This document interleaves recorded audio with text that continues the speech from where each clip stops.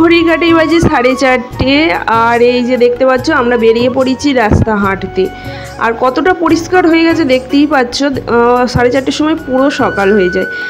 তো good morning, সুপ্রভাত বন্ধুরা, কেমন আছো তোমরা সকলে? আশা করবো সকলে ভালো আছো, সুস্থ আছো। যে যেখান থেকে আমার ব্লগ দেখছো আশা করছি সকলে ভালো আছো, সুস্থ আছো। রিঙ্কু লাইফস্টাইল ব্লগে তোমাদের সকলকে স্বাগত জানাই। আর আমি এই যে এখন হাঁটছি, একটু ক্যামেরাটা অন করেছি। আর এরা সব যে যেদিকে বাচ্চা ছুটে দিচ্ছে, আমাদের ক্যামেরার সামনে নেবা না করছে, নেবা না। তোরা একটু বাঙালি ভাষায় কথা বলে তো আমি বলতে পারি না, তো ওরা বলছে ক্যামেরার সামনে আমাদেরকে নেবা না। একজন তো পেছনেই আছে, ও তো সামনেই আসেনি গো, আর এরা একটু সামনে যাচ্ছে বলে উঠেও গেছে। আর যেহেতু সকালবেলা রাস্তাঘাট পুরো ফাঁকা থাকে, আর চারিদিকে পরিবেশটা ভীষণ ভালো লাগে। দেখো দুধারে মাঠ, আর মাঠের মাঝখান দিয়ে পাকা রাস্তা, বেশ ভালো লাগে। আর ওই দেখো সূর্যি মামা কিন্তু উঠছে বেশ গোল থালার মতন, তাই তোমাদেরকে দেখাচ্ছি যে দেখো সূর্যি মামাও উঠে পড়লো। তো যাই হোক, আমি তোমাদেরকে রোজ বলি যে আমি রাস্তার ধারে হাঁটতে যাই, দুটো ফুল নিই। এই যে লোকের গাছ থেকে ফুল নিচ্ছি, জানি না তারা মনে মনে গাল দেয় কি না, কিছু করার নেই। আমাদের তো যেহেতু বসানোর জায়গা নেই, যদি কোনো দিন ভগবান দেয় অবশ্যই ফুল গাছ বসাবো। যেহেতু ছাদে যেটুকু জায়গা থাকে মানে ছোটোখাটো ফুল গাছ আমি বসিয়েছি, তবু মন ভরে না। মনে হয় আরও 2-4টে নিয়ে গেলে বেশ ঠাকুরকে বেশ আরও বেশি করে দেওয়া যাবে।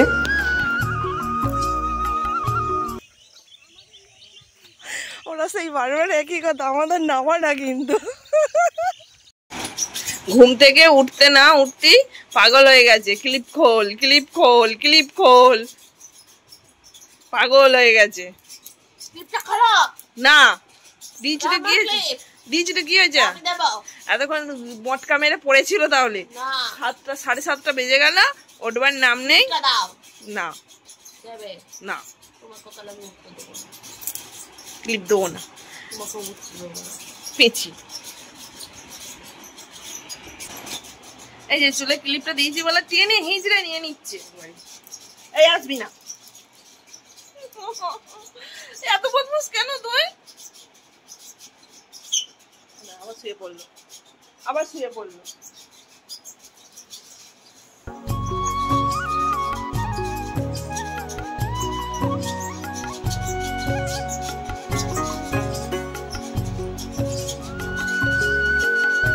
ক্লিপটা আমার নিয়ে নিল হাত থেকে, তাহলে ভাবো। যে কাপড়টা পরে হাঁটতে গিয়েছিলাম কাপড়টা চেঞ্জ করে নিলাম, দিয়ে বাড়িতে যে কাপড়টা পরেছিলাম তো সেই কাপড়টাই পরে নিলাম। পরে টরে এই যে নিচেই এখন শুই, নিচের জিনিসপত্র এখন তোলা হচ্ছে। খাটে তো শোয়াই যায় না, খাটের গদির এত গরম, ঘরটাও গরম, কিন্তু কিছু করার নেই, ঘরেই তো থাকতে হবে, তাছাড়া কোথায় যাব বলো। তো এত গরম লাগে বলে মেঝেতেই শুয়ে থাকি, গড়াগড়ি দিই। আর তাছাড়াও একটু খাটটা তাই জন্য ঝেড়েও নিই, প্রতিদিন না শুলেও খাটটা একটু ঝেড়ে নিই। ঝেড়ে টেড়ে এই যে বালিশ কাটাগুলো জায়গায় রাখি। আমিও ঘুমের ঘরে ঘরে উঠেছি, আরে হাতটা রং করে দিয়ে আমি হাতের উপর পা দিয়ে চলে গেছি। আমার এত হাসি পাচ্ছে তো সেই মুহূর্তে, নিজেরই কি হাসি পাচ্ছিল। ও দেখো তোমার ক্লিপ তোমাকে দেখছে ওই সাবুর বাড়িটার পেছনে। আমি তো দেখেছি বলেই তো বললাম, দেখো দেখি।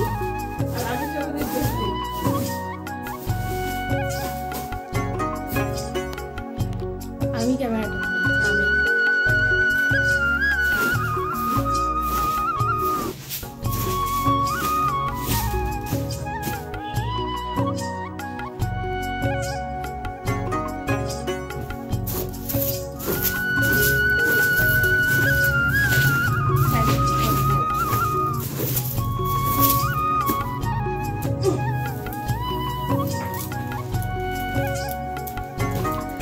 জামা কাপড়গুলো একটু ভাঁজ করিস। আমি ভাবলাম কি আবার তো মঙ্গলবার করতে হবে, দেখো চুল শুধু ঘরের মেঝেই চুল তোমার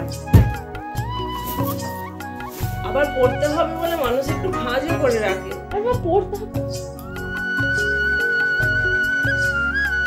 ছিলাম একদিন পরই ব্লগ দেবো, যাই হোক ব্লগ দিতে পারিনি, রেডি করতে পারিনি, তাই আমার 2 দিন হয়ে গেল ব্লগ ছাড়তে।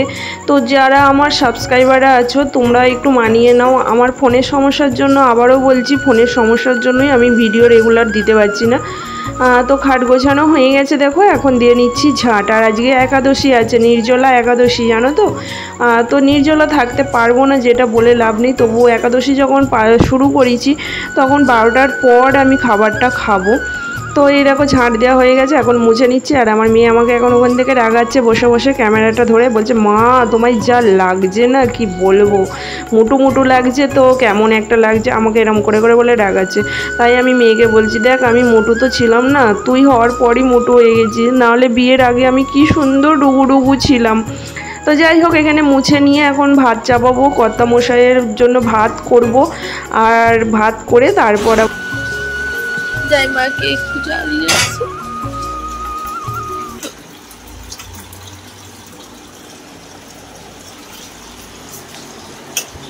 অসহায় লাগছে, কষ্ট হচ্ছে আমার, ওইটা গ্লাসটা ভেঙে গেল, আমার কষ্ট হচ্ছে। আমি আর জীবনে কোনোদিনও রান্না করবো না, জীবনে না। কষ্ট হচ্ছে, অত সুন্দর গ্লাসটা 100 টাকা দাম। ও দেখো আবার কি ফেললি। দেখো আমি ফেলিনি, ও নিজে নিজে পড়ে গেল।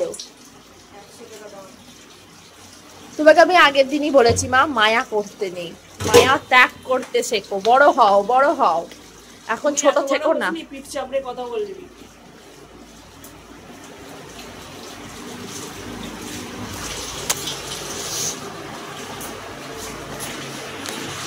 আমি এত বড় হয়নি যে আমি ক্যামেরা অন করে ধরে থাকবো। আমি আর কারোর কোনো কাজ করে দেবো না, কারো সবার কাজ জলে যাক, আমার কানে জল ঢুকে গেছে। এই যে এখানে ভাত চাপিয়ে দিয়েছি, ভাতটা করে টিয়ে যাব ফল আনতে, যেহেতু বাড়ির কাছেই বাজার, ফলটা নেব চলে আসবো। আর সকালবেলায় আজকে আমি অঘটন ঘটিয়ে ফেলেছি, একটা কাঁচের গ্লাস আমি ভেঙে ফেলেছি, মানে একটু ঠেকেছে, কাঁচের গ্লাসগুলো খুব পাতলা তো ঠেকেছে আর ভেঙে গেছে। তো এখন ঘড়িতে বাজে 11:10, আমার ঘড়িটা স্লো, 11:15 হয়ে গেছে। আর আমি এই স্নান টান করে এলাম, আর আমার মেয়ে পুজো পাঠ করে দিয়েছে বন্ধুরা, এই যে দেখতে পাচ্ছ, মেয়ে পুজো পাঠ করে দিয়েছে। আমি ভাত করেছিলাম, ভাত করলাম, ভাত টাত করে একটু ফল আনতে গিয়েছিলাম বাজারে, ফল এনে বর্মশাইকে ভাত দিলাম, ভাত খাইয়ে দিয়েছি। কারণ আমরা এখনো পর্যন্ত জল পর্যন্ত কিছু খাইনি, মেয়েও খাইনি আমিও খাইনি, কারণ আজকে তো একাদশী, আর একাদশী ব্রত করেছি, তাই এখনো পর্যন্ত জল খাইনি। তো চলো আমি এখন একটু হরে কৃষ্ণ জপ করব, করে টোরে তারপর মেয়ে যেহেতু পুজো করে দিয়েছে তাই আমি একটু জপ করে নিই, দিয়ে দিয়ে তারপর জল খাবো, জলটা ধরবো, মানে ট্যাঙ্কের জলও শেষ হয়ে গেছে, জল ধরবো। আর বাজার থেকে কি ফল নিয়ে এলাম চলো দেখাই একজন। এই যে বাজার থেকে ফল নিয়ে এসছি, আজকে তরমুজ নিয়ে এসছি, তরমুজটা 2 কিলো হয়েছে। এইটুখানি তরমুজ 2 কিলো? হ্যাঁ 2 কিলো তরমুজ, কলা সাবু মাখবো তো ওই জন্য কলা নিয়ে এসছি, তাও ওখানে 4টে কলা ইয়ে হয়েছে। আর হ্যাঁ একটা একটা করেই নিয়ে এলাম, বেশি নিয়ে এসে কী হবে। বেদানা নিয়েছি একটা, আপেল নিয়েছি 2টো, পেয়ারা নিয়েছি। হ্যাঁ এই খেয়ে মা উদ্ধার করো, তারপরে আনবো। তুমি তো মানে খাওয়ার তো মা আমার জানা আছে। যে আমার মেয়ে পুজো হয়ে গেছে, তো চলো আমি একটু জব করে নিই। হরিনাম জপ করবো গো বন্ধুরা, জপ বলতে হরিনাম জপ করব। সারাদিন তো সংসারের কাজে এ কাজে সে কাজে ব্যস্ত থাকি, ঠাকুরকে ঠিকমতো ডাকাই হয় না। তো এখন আমি এই যে বসেছি, এখন 108 বার হরিনাম জপ করব, করে টোরে তারপর উঠে সাবু মাখবো। আর আজকে জানো আমার মেয়েও মানে আমার সঙ্গে সাবু মাখা খাবে বলেছে, মানে আমি যা খাবো ও তাই খাবে বলছে মা তুমি যা খাবে, তার মানে ওরও একাদশী পালন হয়ে যাবে। তো দেখো মেয়ে যখন চাইছে, ওর প্রাণ যখন চাইছে, আমি কেন বারণ করব বলো। তো খাক আমার সঙ্গে করুক, অসুবিধা নেই, ও যদি থাকতে পারে করুক না কেন। আর এই যে সাবু নিয়ে নিয়েছি, মোটা দানার সাবু দিয়ে কলা আপেল বেদানা খেজুর দিয়ে মাখবো। এর থেকে বেশি কিছু আমি এর সঙ্গে মাখলে আর খেতে পারবো না, বেশি মাখা জপটা করলে না খেতে পারি না।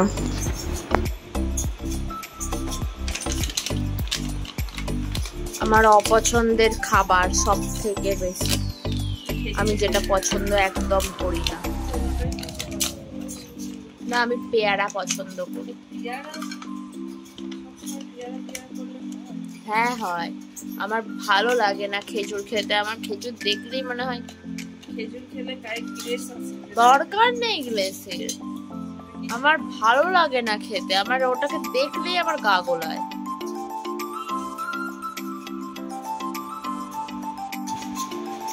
ফলটা দেখতে ভালো লাগছে, ওর জন্য আমি ইয়ে করছি।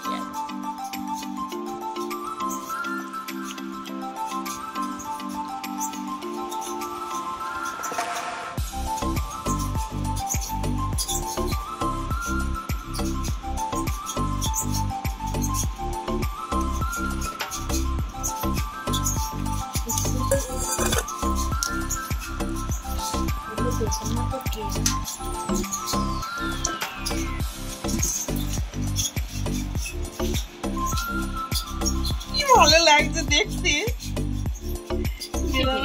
বেদানাটা পড়েছে আবার, বেদানা পড়েছে। তরমুজটা দিতে পারতিস। তরমুজ দেয় না এটা। সন্দেশ দিয়ে মাখলে ভালো লাগবে। সন্দেশ আনা হবে। তার বাজারে গেছিলে কেন? আমি এই সামনে ফলের দোকান থেকে নিয়ে ফল নিয়ে চলে এসেছি। আমার দেখে আর খেতে ইচ্ছা করছে না। খেজুরটা তোলো, খেজুর তোলো। এখানে একটা খেজুর আছে, এখানে একটা খেজুর আছে।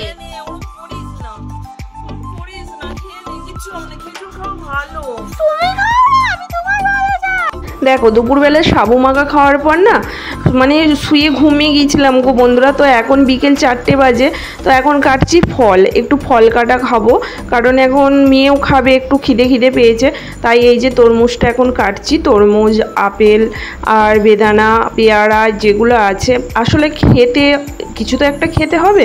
আর আগের একাদশীতেই আমি বলেছি, যেহেতু আমার আলাদা করে কোনো কিছু গ্যাস ওভেন নেই, কিছু নেই, তাই আমি মানে কিছু তরি তরকারি বলো কিছু অন্য কিছু আর করছি না, মানে এগুলো খেয়েই থাকছি। আর ওই যে নির্জলা একাদশীতে একদম নির্জলা থাকতে পারবো না, যেটা বলে লাভ নেই গো।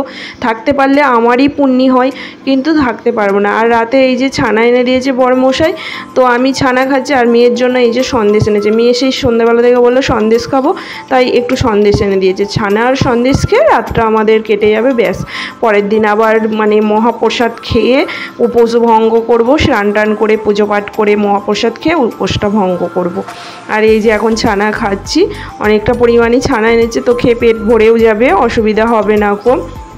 তবে হ্যাঁ, করলে পরে একটু শরীরটা দুর্বল লাগে, কিন্তু শরীরের জন্য ভীষণ উপকারী।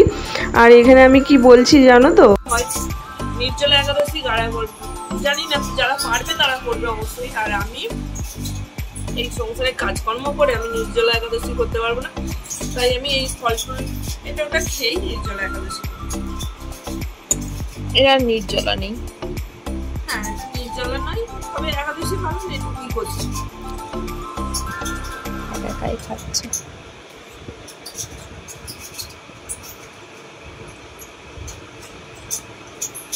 যাই হোক, ক্যামেরার পেছন থেকে আমার মেয়ে বললে একাই খাচ্ছে, ওটা জাস্ট মজা করে বললো। এখন ঘড়ি কাটাই দেখতে পাচ্ছ 4টে বাজে, এটা হচ্ছে পরের দিন। তো উঠে পড়েছি, উঠে এই দেখো সমস্ত কাজ হয়ে গেছে, মানে ঝাঁটপাট দেওয়া হয়ে গেছে, ঘরটা আমার মোছামুছি করলেই হয়ে যাবে, আমার নিচের কাজও কমপ্লিট হয়ে গেছে। 4টে 5টা বিস্কুট খেয়েছো তো? খেজুরগুলো খাচ্ছে আর বীজগুলোকে এদিকে ফেলছে। আমাদের সকাল সকাল পুজো পাঠ কমপ্লিট হয়ে গেছে, এখন বাজে 6:56, 7টাও বাজেনি। পুজো পাঠ কমপ্লিট হয়ে গেছে, আমরা উপোস ভঙ্গ করেছি, আর এখন খাচ্ছি চা। উপোস ভঙ্গ করলাম, ওই কি বলে ওটা, মহাপ্রসাদ খেয়ে উপোস ভঙ্গ করেছি। এবার চা বিস্কুট খাচ্ছি। আজকে সকাল সকাল খুবই কাজকর্ম হয়ে গেছে, কি ভালো লাগছে। আর 4টের সময় উঠেছি, ভাবতে হবে তো গরম কি গরম কি গরম। মনটাকে প্রচুর শান্ত করে রাখি, প্রত্যেক দিন চা খাওয়া অভ্যাস তো, মানে একাদশীর দিনও মনে হয় যে কিছু হোক আর না হোক চাটা বেশ পেলে ভালোই হয়, কিন্তু না বাবু, চাটা খাওয়াও যাবে না, ওটা তো খাওয়াই যাবে না। আর আমি ওই জন্য মনটাকে শান্ত করেই রেখে দিই, না চা খাবো না, একটা দিন না খেলে কি হবে। তো এই যে আগের দিন শাশুড়ি মা দিয়ে গেছে পাট শাক, তো পাট শাকগুলো এখন বেছে নিচ্ছি। আর এখন তো পাট শাকগুলো বড় বড় হয়ে গেছে, তো এর মাথায় থেকে শিরদাঁড়াগুলো ভেঙে দেয়। আর আমি এখানে ঘাড় নেড়ে নেড়ে কী বলছি, আমার মেয়ে আমাকে বলছে এই দিক থেকে কালো কালো হচ্ছে, মানে আলু পড়ছে। আর ওকে আমি বলছি তুই দুটো পাট শাক বেছে দে না, আমি এই কথা বলছি। আমার মানে বাজার যাব, আমার মানে কি বলবো, মাথায় চিন্তা, ভাত চাপাবো, বাজার যাব না কখন কি করব, 8টা 9টা বেজে গেল। তো যাই হোক, বড়মশাই সবজি এনে দিয়েছে, দেখতেই পেলো অনেকগুলো সবজি এনে দিয়েছে। আর এখানে এখন বেসনের বড়া করছি, বেসন আর লঙ্কা দিয়ে বড়া করছি। তো এখন সকালে ভাত খাবো, কারণ আগের দিন যেহেতু উপবাস গেছে। আর ভাত তো মানে কি বলবো, আমাদের মানে একদিন যদি ভাত না খাই মনে হয় যে বাবা কতদিন ভাত খাইনি, ভাত হচ্ছে আমাদের জীবন। তাই এখন সকালবেলা আলু সিদ্ধ পটল সিদ্ধ মাখবো, আর এই যে বেসনের বড়া এই দিয়ে খাবো ভাত। আর নিয়ে আমি ভাত খেয়ে নেবো। আর শরীরটা কি দুর্বল লাগছে গো, মাথা ব্যথা ঘুরছে, মনে হচ্ছে যেন পড়ে যাবো।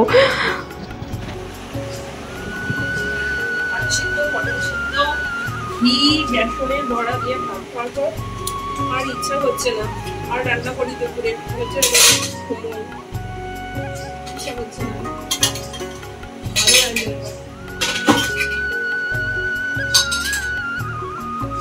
রান্না তো করতেই হবে, তাই না?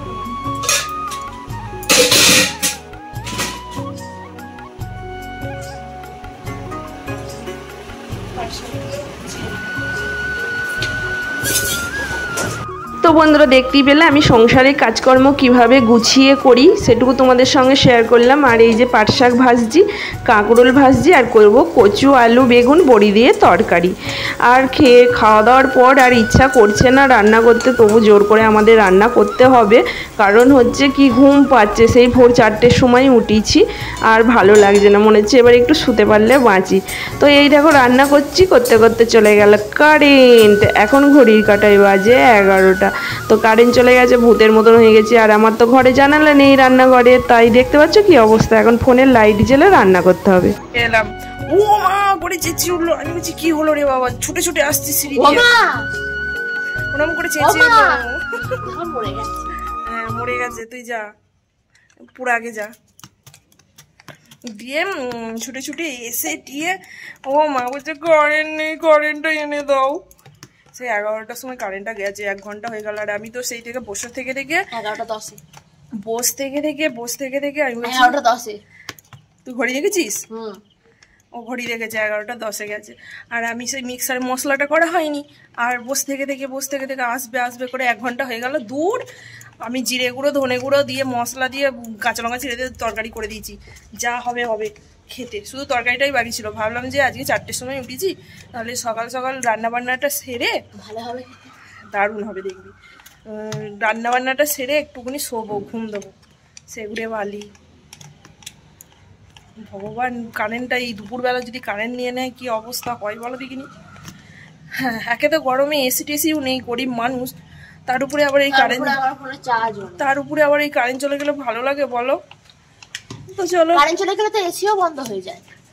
হ্যাঁ এসি বন্ধ হয়ে যায় জানি, কিন্তু এসি চালানো থাকলে ঘরটা তো ঠান্ডা থাকে, তাই না? এটা তো ঠিক। চলো কি বরফ মাখি দুটো। আর তো চলো, আজকের মতো বক এখানেই শেষ করছি। দেখা হবে পরের ভিডিওতে। ভালো থেকো, সুস্থ থেকো, সাবধানে থেকো। আসলে আগের দিনের ব্লগটা শেষ করা হয়নি, তাই আজকে দুপুরে শেষ করলাম। আর দুপুরবেলা মেনু পাট শাক ভাজা, কাঁকরোল ভাজা, আর কচু আলু বেগুনের তরকারি বড়ি দিয়ে। এই হচ্ছে দুপুরবেলা মেনু। আর পারছি না গরমে। টাটা। চলো, ভালো লাগলে সাবস্ক্রাইব, লাইক, শেয়ার করে দিও সকলে।